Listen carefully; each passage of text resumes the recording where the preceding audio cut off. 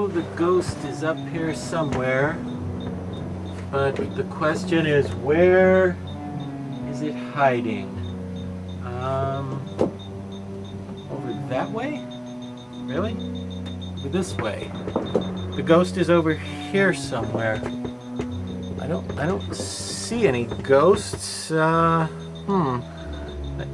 this way. Wait. The readings are getting faster. Over there? In there? That's the ghost?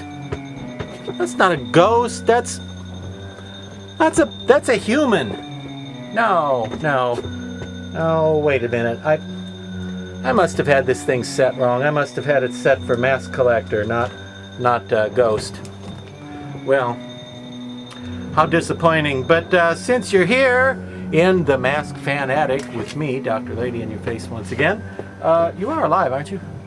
It doesn't matter. Even if you are a ghost, you're welcome here. I wasn't really going to bust you. I was just going to, see if you had everything you needed up here. See if you needed like a bar of soap or a couple of spare blankets or a pillow or anything.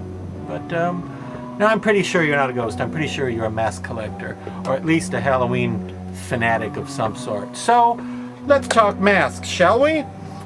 The year was 1980, and the biggest movie in the known universe was the Star Wars sequel, The Empire Strikes Back, the first sequel to the original 1977 Star Wars, which would later come to be known as Star Wars Episode 4, A New Hope. You know that one? Yeah.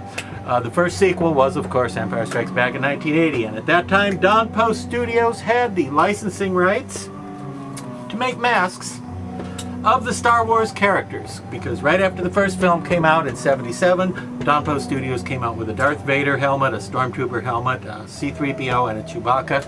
And, well, at the time of the second film, Distortions Unlimited founder Ed Edmonds hoped to score the rights to Star Wars masks for his company, Distortions Unlimited.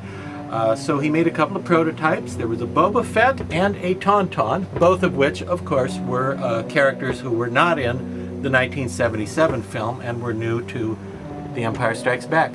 So in a bid to impress Lucasfilms and secure the rights to produce masks, Ed created his own Boba Fett and Tauntaun. This one here would be the Tauntaun. For those of you who aren't familiar with Star Wars mythology, this is the Distortions Unlimited Tauntaun, as sculpted by Ed Edmonds. Now, apparently Ed only made 3 of these that were finished, and then a 4th that was cast up.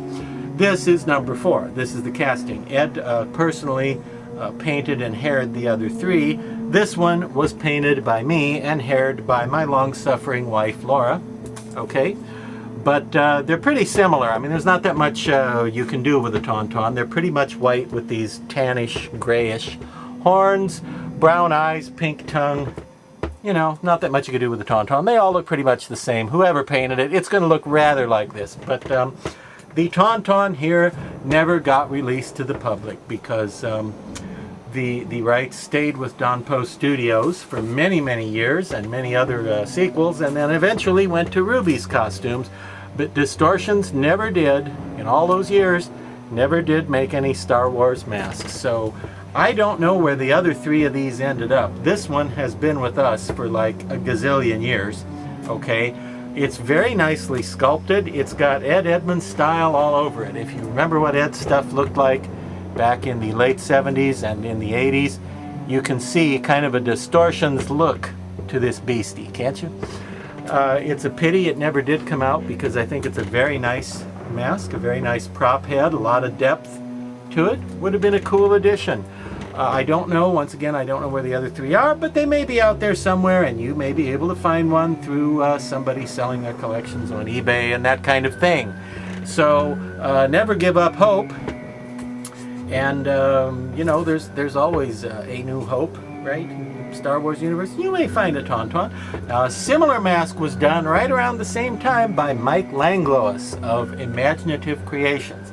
And I've seen some confusion over the years. Sometimes people think this is the Mike Langlois original Imaginative Creations version, but this is actually the Distortions version. And I've also seen his version labeled as the Distortions version. But They're very similar. There's just a little bit of difference to the shape of the nostrils and that sort of thing. The Langlois one is smoother, has smoother skin. It's a little more neat and tidy looking, but other than that, they're very similar, so it's an easy mistake for a human being to make. But beautiful thing. I don't know of anybody making Tauntaun heads right now, but somebody may be somewhere out there on some planet where they just haven't managed to contact me yet and let me know about it. So keep an eye open for the Distortions Unlimited, very rare Tauntaun.